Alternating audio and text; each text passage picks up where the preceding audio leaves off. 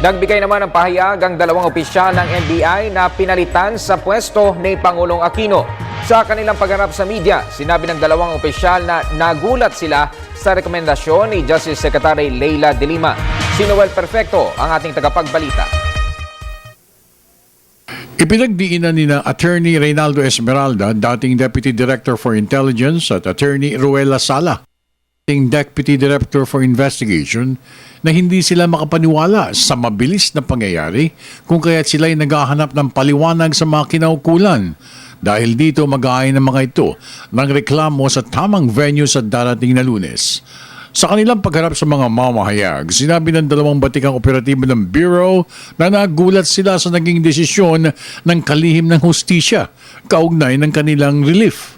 We have no choice but to take also legal action. And then this is also in connection with the statement of Director Lasala. Dahil ang point natin dito, hindi lang ito para sa amin. This is for the entire institution, especially for the career officials, na importante dyan meron kang security of tenure. That the appointing authority cannot just take you out at any time they want.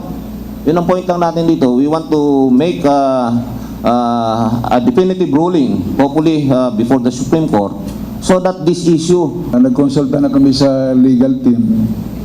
Siguro para gumawa ng tamang aksyon, para maliwanagan yung karapatan o status ng katulad naming mga career officials. Katulad ko, 30 years na ako sa serbisyo.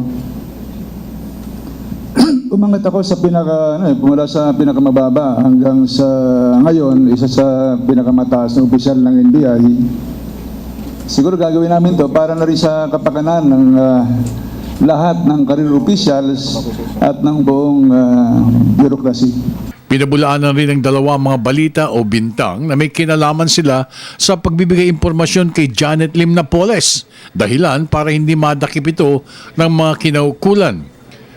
Kung kaya't dahil dito, isiniwalat ng dalawang inalis na opisyales na kilala nila ang dalawang opisyales ng Bureau na tumulong kay Janet Lim Napoles at merong CCTV footage na magpapatunay sa kanilang pagiging mga traidor. I even challenge, you may recall that I even challenged Attorney Kapunan and Janet Napoles herself to identify the NBI officials na nakausap niya, na nakaharap niya dito. But I assure the public na hindi ako and definitely hindi si Director Lasala.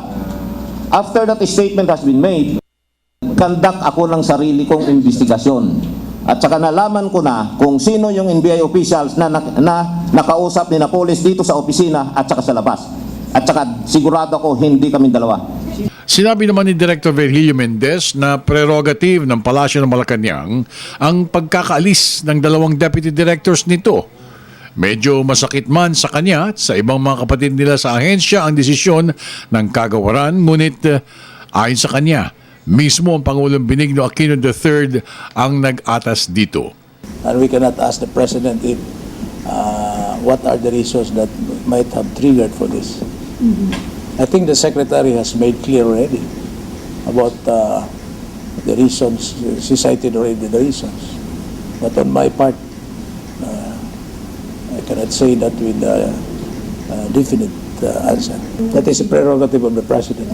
Higil naman sa umunay ibinunyag ng mga ito na mga kakuntsaba ni Napoles sa NBI, sinabi ni Mendez na ipakita na lamang nila ito sa mga kinaukulan kapag ipinatawag sila ng komite ng Senado.